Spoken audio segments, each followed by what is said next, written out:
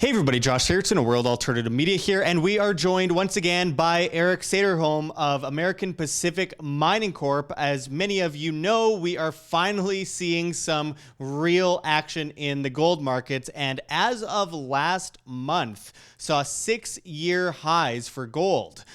There are a lot of tremors in the global markets as well as the global monetary system, and we know how that works for gold. We've seen what's happened throughout history. Eric, we are seeing 13 trillion in negative yielding sovereign bonds around the world. Ray Dalio, one of the world's most respected fund managers, announced that once the central banks end their easing, bonds will no longer be viewed as safe havens and that gold will be the most prized cash alternative. What is your view on the current gold market, and what do you think is pumping new momentum into this market? Well, the comparison of bonds to gold is just they're both supposedly stores of wealth. They're stable, but to me, I look at gold as really as being a currency already. In fact, it's an international currency, knows no boundaries, no borders. Whereas a bond is essentially a promise or a piece of paper. I agree with Ray that any more easing, there's several things that drive bond yields down. Obviously, diluting the currency is not any good. So here we are printing money. We're messing around with the interest rates that banks can charge and things like that. So that's all good for gold in the long run. Essentially, we're diluting the currency and gold is going to hold on to its value. That should jack the price up in itself, these easing things, because you got more dollars out there. We saw recently what happened with Powell talking about lowering interest rates, and that seemed to have a huge trigger reaction. We saw gold just skyrocket following the announcement. Do you think it was related? Do you think people are concerned about the future of the monetary system and they're kind of going into gold for that reason? I think so, and gold really does run a cycle of about 7 or 8 years. If you look back on at least over the last 30 years, while I've been in the business 40 years. We've been down in the market since 2012. So 7 years later, here we are. I think there's a fair amount of investors that are seeking to come back in for a stability. They see that gold is what it's been, I think, artificially depressed in price for quite a while. Lots of guys have put their money into cannabis and other things that have made them a lot of money real fast. But the real true wealth, that'll all level off. The real true storage of wealth is still gold and will be for the foreseeable future. That's just the way it is. So there's several different avenues that have been pumped some cash into gold to kick the price up. Well, what do you think makes gold so unique compared to other physical metals? I mean, you've felt it, dug it out of the ground. Why has it been accepted as money for so long? There really several reasons. Well, the first is scarcity. It's very rare in the crust. It's very expensive to extract it. It's very labor intensive to get it out of the ground. The second is one you don't hear about a whole lot, but tradition. People have for 20,000 years or so found some storage of value, some real reason to make a ring out of it or put a necklace on. So it's perceived, rightly or wrongly, that it's got some historical, cultural relevance. The perception of stability, which we just talked about. People are putting money into it because they think that the currencies worldwide are a little flim-flammy, and if the United States dollar is one of the stronger currencies out there, then the rest of them got to be pretty bad because it's in pretty bad shape. It's accepted worldwide, and it knows no physical borders or boundaries. So I can take a handful of gold and go to India with it. I can go to Pakistan. I'm going to get roughly the same stuff. It really does possess some sort of intrinsic value, whereas paper money doesn't. And instability and volatility of the rest of the markets and in the world in general is always good for gold. And we see it used in so many products as well as electronics these days. And with the green revolution happening and all that kind of stuff, I mean, it's being used more and more alongside copper and silver. But also, yeah, you mentioned fiat currencies. If the US dollar is the best out of the bad bunch, then you don't want to see the rest of them. And I mean, people often say, well, the US dollar is going up or the euro is going up. And it's like, against what? Other falling currencies? It's other currencies are in a free fall, so it looks like it's going up, but it really is. It's a matter of looking at the real bottom of the argument. It's bobbing there. It's not really it's just better than everything else. Yeah. Well, so as far as the production goes, do you see any evidence that we've reached peak gold production? I do, and for several reasons. I've worked for Newmont and other companies for a long time. I've watched mines come and go. I've watched the easy ones get mined out. The giant oxide ones are now deep and gray. What will happen now is with gold going up, incremental laybacks and slash outs underground and things like that are going to start making sense. So I figure gold will level off for a while as these easy pickings are taken out. That's provided that gold shows some stability and continues to rise in price. It gets to 1600, guaranteed the pits are going to get bigger. But after about 10 years, those will be gone. And when that happens, I see a rapid decline in production of gold, possibly 15%, 15 to 50% within 5 years after that. So 15 years from now, I bet we're producing half as much gold in the world as we are right now.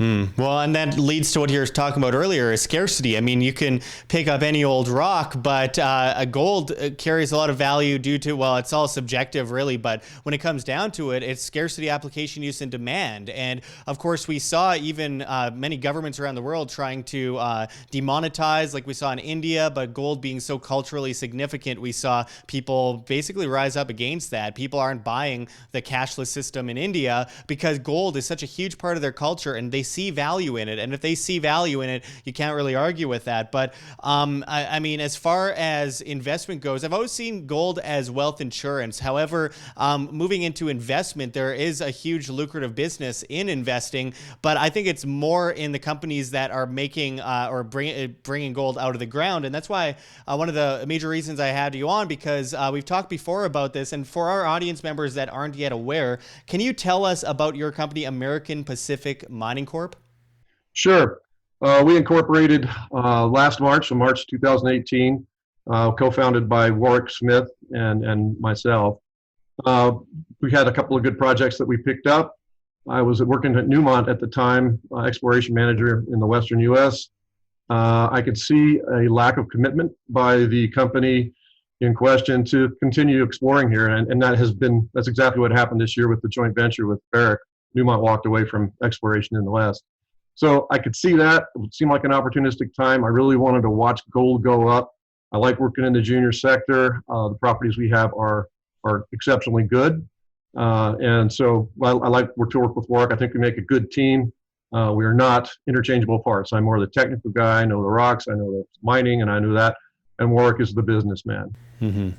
Yeah, I know that you have a fascination just down to the science of it, which is interesting perspective to have on this industry. And having co-founded American Pacific Mining Corp, what do you see as your main asset moving forward in this increasingly positively volatile market? We have three assets right now that we control. One of them is more of an exploration play. It hasn't had any real mining, a lot of old timers scratching around. That's down by Tonopah, Nevada. They're all three in Nevada. The one that's our flagship is Tuscarora, which we currently have in a JV with Oceana, a billion-dollar company. They're doing quite a bit of work there this year. They'll begin drilling hopefully in the next 3 weeks or so, probably mid to later August, and drill out the rest of their budget up there at Tuscarora. We've also picked up a Gooseberry as a past-producing mine over by Reno, about 30 miles east of Reno, kind of sat up there like a little gem, and we just went and got it for staking costs. So we picked it up for about $18,000. It's a historic producer which terminated production back in the 1990s.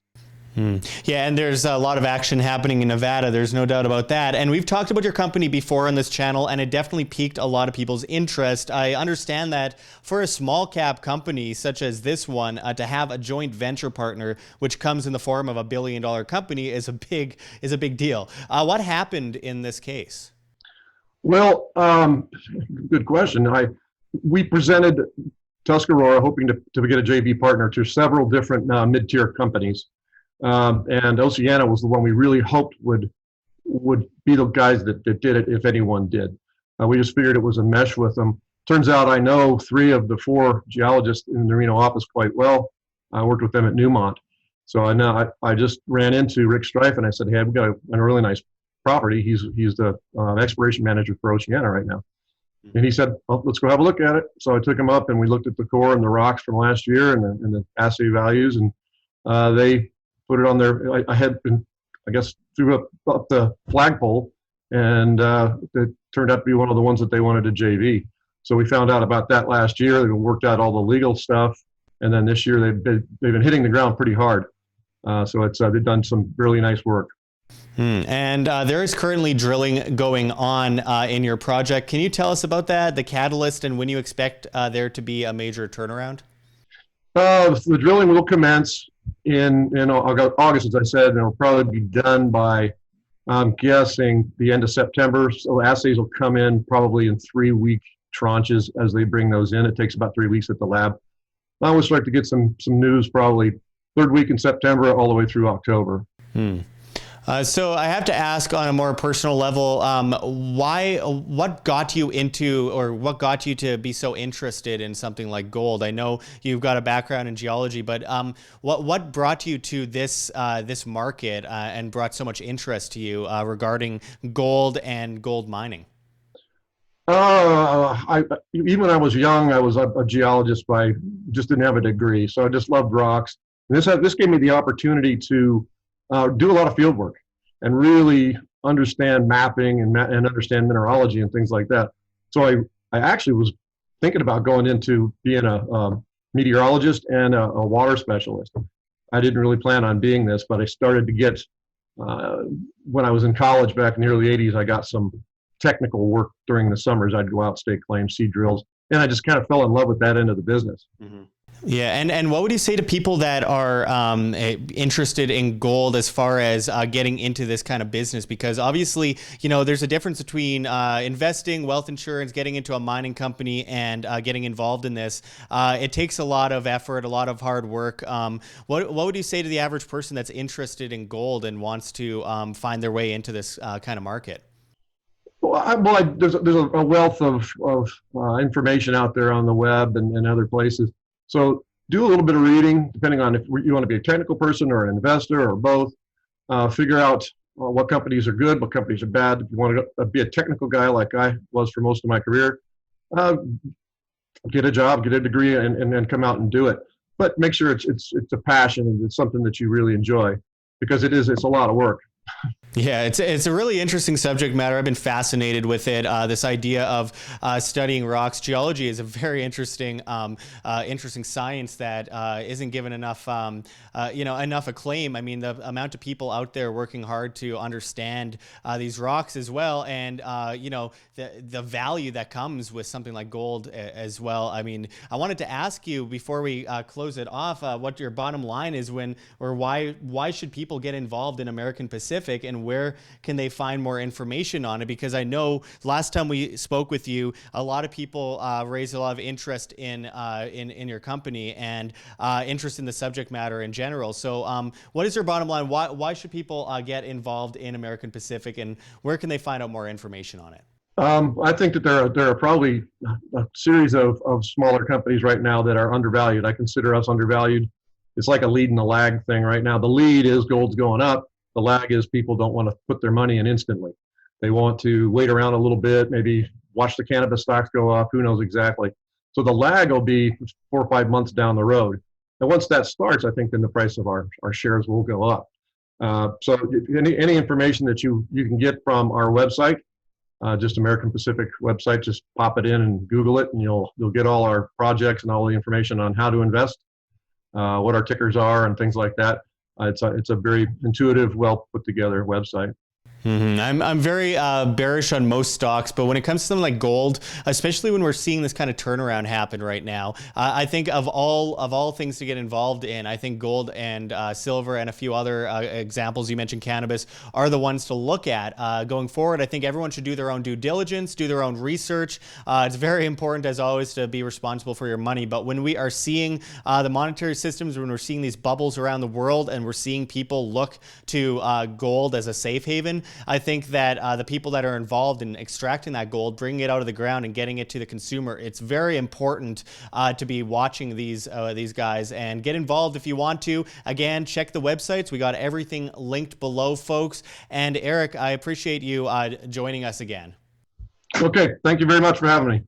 Like what you see here at WAM, don't forget to check the links below. GoFundMe, Patreon, we can't do it without you. Any donation is very much appreciated, especially as we're so heavily demonetized and censored and shadow banned. It's getting really bad, folks.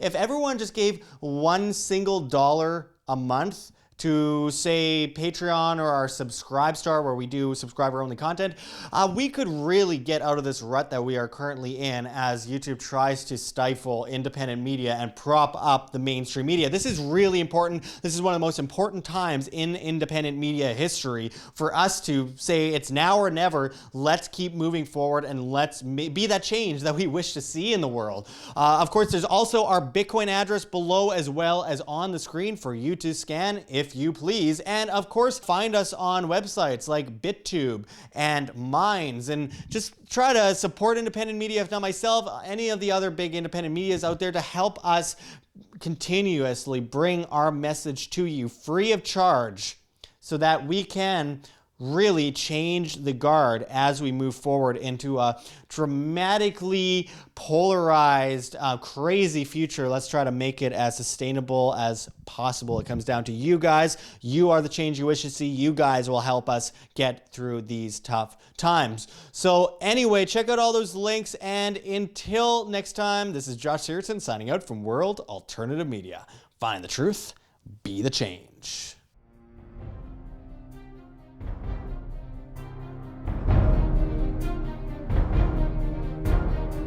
I'm sure you have already changed people's minds in your young age because you're involved, and I like that.